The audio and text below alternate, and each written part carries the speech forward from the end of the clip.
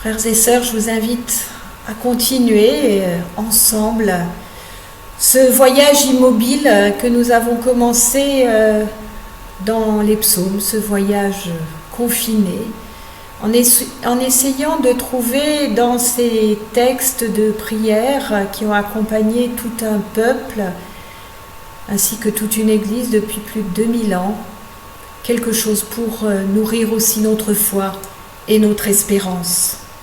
Et c'est encore donc un psaume qui s'ouvre sur Alléluia, loué Yah, Dieu. C'est le cas aussi des deux précédents psaumes, précédant celui-là, mais celui-ci se clôt aussi par cet Alléluia, même si certaines versions font glisser cet Alléluia du dernier verset du psaume 113 au premier du psaume 114, c'est le cas de la Septante, la traduction grecque de l'Ancien Testament, et de la Vulgate, la traduction latine à partir de la Septante. Quoi qu'il en soit, c'est donc bien encore un psaume de louange qu'il s'agit. Selon l'usage liturgique juif, les psaumes 113 à 118 constituent ce qu'on appelle le Hallel égyptien. Hallel, c'est la louange. Utilisée lors des 3 grandes fêtes annuelles, celle de Pâques, Pessah, celle de Pentecôte, Shavuot, et la fête des tentes, Sukkot, ainsi que lors de la fête de la dédicace, Hanouka. Les psaumes 113 et 114 étaient chantés avant le repas pascal. Le 113 sert donc d'introduction au Hallel égyptien, appelé ainsi parce qu'il célèbre, selon les anciens rabbins, la louange à Dieu pour la sortie d'Égypte, pour l'Exode. Les versets 7 et 8 se retrouvent d'ailleurs dans le Cantique d'Anne, dans le premier livre de Samuel, au chapitre 2. Vous pouvez aller aussi jeter un œil au Magnificat de Marie. Cet hymne est vraisemblablement chanté de manière antiphonée. Les motifs de louange sont exposés après une invitation à la louange.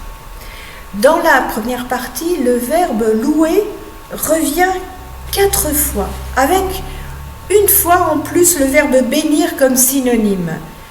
Donc pas de doute à avoir sur la vocation de ce psaume, ni sur l'objet de la louange. On trouve en effet 3 fois le nom Yahvé dans cette première partie. Les motifs de la louange sont aussi très clairs. Yahvé, le Très-Haut, hausse l'indigent. Celui qui demeure élevé fait demeurer le faible et la stérile. Nous avons donc une grande insistance sur le thème hauteur-abaissement, les traits repérables. On a des verbes comme hausser, des mots comme au-dessus, s'élever, redresser les nobles, versus s'abaisser, faible, indigent, stérile, poussière, ordure. La leçon du psaume est très claire. Dieu est incomparable. Mais son incomparabilité, si j'ose m'exprimer ainsi, consiste à élever les pauvres, le faible, l'indigent, la stérile. Ils demeureront avec les notables. C'est une lecture qui est possible pour Israël entier, mais on peut aussi prier ce psaume en prière individuelle. C'est donc, je l'ai dit, un appel à la louange marqué par la triple reprise du verbe halal de l'Alléluia. Les serviteurs de Yahvé, invités à louer Dieu, peuvent être aussi bien sûr les prêtres ou les lévites de la communauté liturgique, ou bien cette communauté dans son ensemble, ou même tous les peuples, tous les membres du peuple de Dieu. Le nom de Dieu signifie, dans l'esprit israélite, Dieu lui-même. Ce qui distingue Yahvé des autres dieux, c'est son nom. Et c'est une distinction qui n'est pas seulement formelle. Cela signifie que Yahvé est tout à fait différent des autres dieux. Il agit complètement différemment. Regardez dans l'Exode, quand Dieu donne son nom au buisson ardent, à Moïse, il révèle aussi ce qu'il va faire pour son peuple. Donc la révélation du nom correspond aussi à la révélation de l'action, son action dans l'histoire. Ce nom d'ailleurs est curieux, impossible à traduire vraiment dans notre langue. On pourrait dire quelque chose comme « je suis qui je serai », donc avec l'idée que ce Dieu qui a déjà accompli des choses extraordinaires dans l'histoire, eh bien ces choses, il pourra les refaire. Et c'est en tout cas la conviction du psalmiste.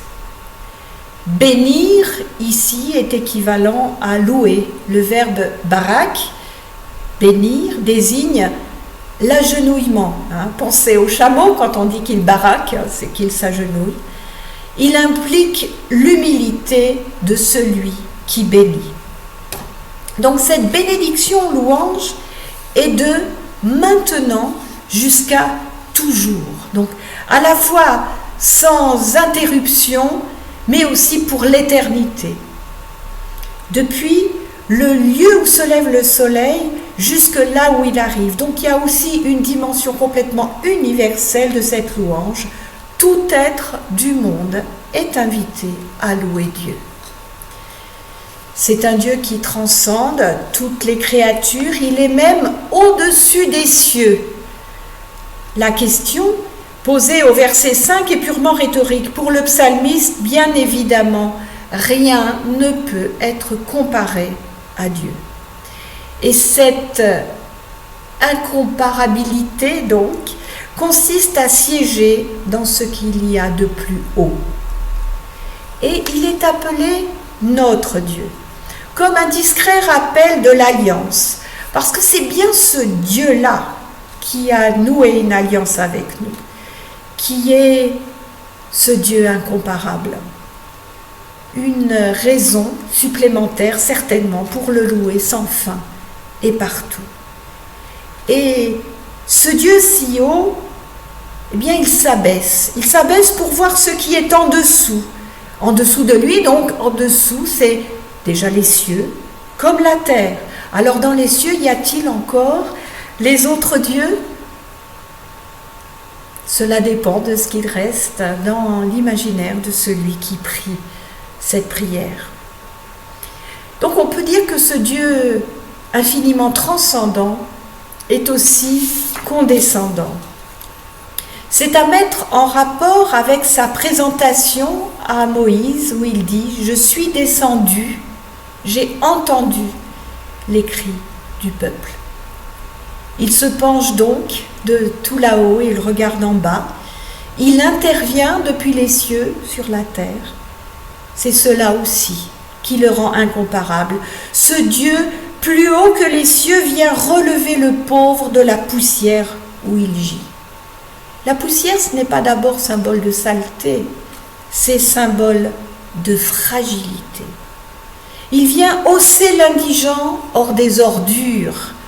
Et là, c'est le lieu où se tiennent les mendiants, à la porte des villages. Les ordures, c'est là où il y a un peu de chaleur, c'est là aussi où on peut trouver à manger. Ce Dieu donc s'abaisse pour redresser. Il met les déshérités au même rang que les nobles, les notables. Il leur rend leur dignité. C'est ce qu'il fera avec Job. Les nobles, alors ce sont les gens puissants, les importants, les riches, jouissent de la considération générale, mais Dieu renverse les conditions sociales. Le verset 9 fait allusion au sort de la femme privée d'enfants. Elle n'a droit à aucune considération. On la considère comme maudite par Dieu. Mais Dieu lui redonne de la fécondité. On peut retourner voir dans le premier livre de Samuel ce qui arrive à Anne.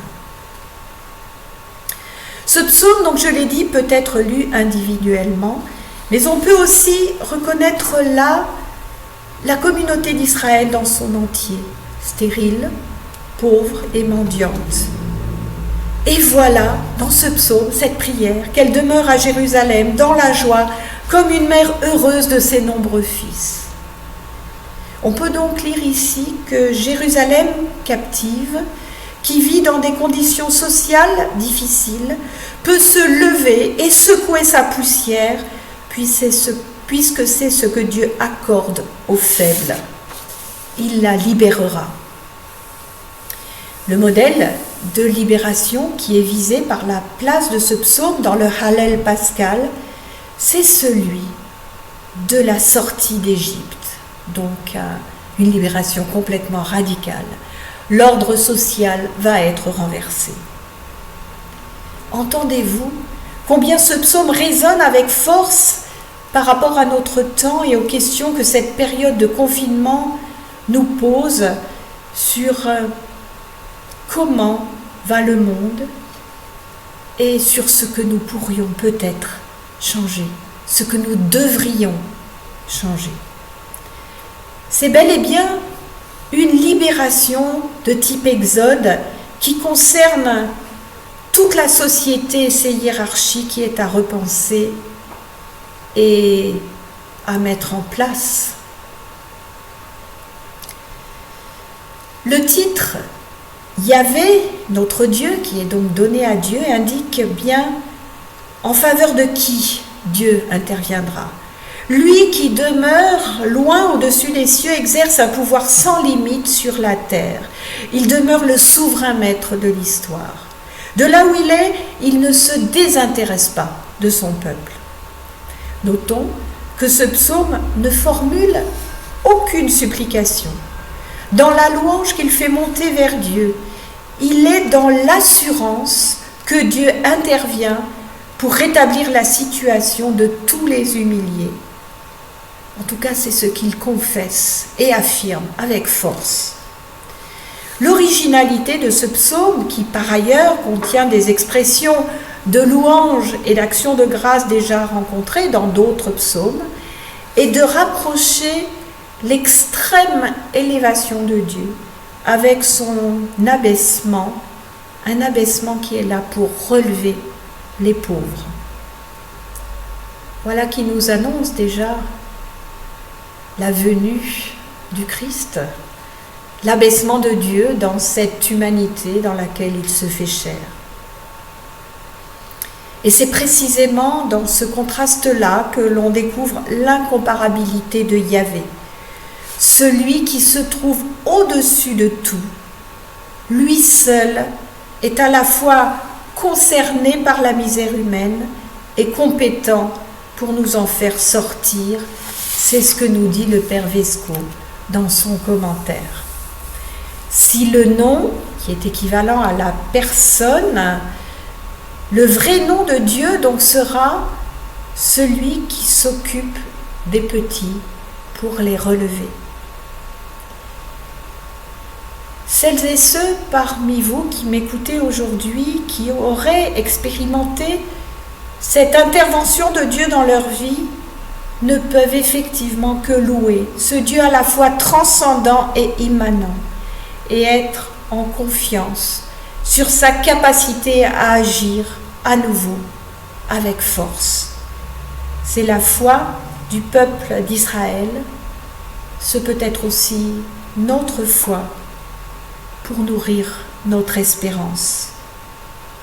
Voilà donc une belle méditation qui nous est offerte sur qui est Dieu.